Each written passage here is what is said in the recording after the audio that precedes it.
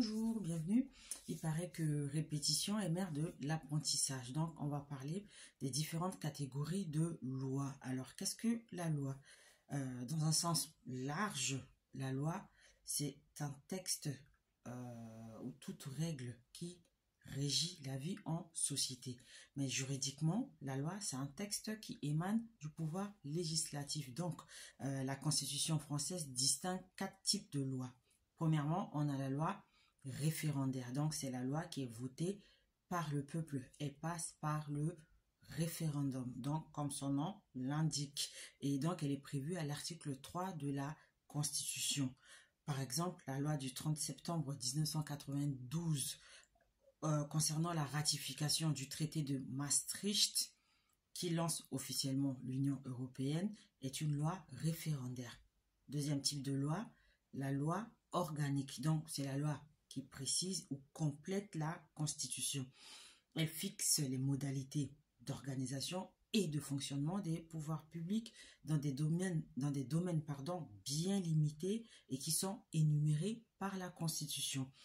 La loi organique obéit à une procédure particulière. Par exemple, les modalités de l'élection du président de la République. Il faut rappeler que c'est aussi une loi référendaire.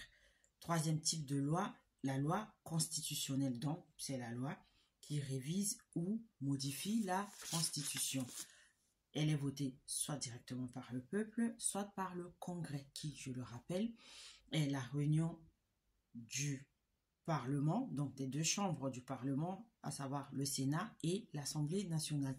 À titre d'exemple, on peut citer la loi constitutionnelle du 2 octobre 2000 relative à la durée du mandat du président de la République. Avant cette loi constitutionnelle, le président de la République était élu au suffrage universel direct pour un mandat de 7 ans. Et à partir de cette loi, donc, qui a modifié la Constitution, la durée du mandat du président de la République en France est ramenée à 5 ans. Et enfin, dernière catégorie de loi, c'est la loi parlementaire ou loi ordinaire. Donc, elle concerne les matières qui ne peuvent être fixées que par la loi, telles que les droits civiques, les garanties fondamentales accordées aux citoyens pour l'exercice des libertés publiques et les matières dans lesquelles la loi doit seulement fixer les principes fondamentaux et les modalités pouvant être faites par voie de décret. C'est par exemple le cas de l'Organisation générale de la défense nationale. Elle est citée à l'article 34 de la Constitution. Donc, voilà les 4 grands types de lois que distingue la Constitution française. Donc, on a la loi référendaire, la loi organique, la loi constitutionnelle et la loi parlementaire ou loi ordinaire. Donc, je parle de tout ça parce que du 6 au 9 juin 2024, les élections européennes vont avoir lieu. Donc, il s'agit d'élire des représentants nationaux, donc qui vont siéger au Parlement européen comme députés européens.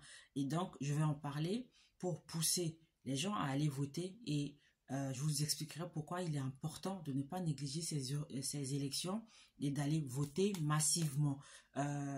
L'Union européenne prend des décisions qui s'appliquent en France et donc qui ont une incidence sur la vie quotidienne. Donc, pour tous ceux qui jouissent encore de leurs droits civiques, il est très très important d'aller voter, particulièrement pour les femmes, parce que cette semaine, on a fêté les 80 ans du droit de vote des femmes. Donc, c'est un droit qui a été acquis au prix de combats menés par beaucoup de femmes. Donc, il ne faut pas piétiner ce droit-là, il faut l'exercer, il faut aller voter. Les élections européennes arrivent, elles ont lieu du 6 au 9 juin, mais je vais revenir dessus et puis on va en parler. Donc, je vous donne rendez-vous très bientôt. Bye bye.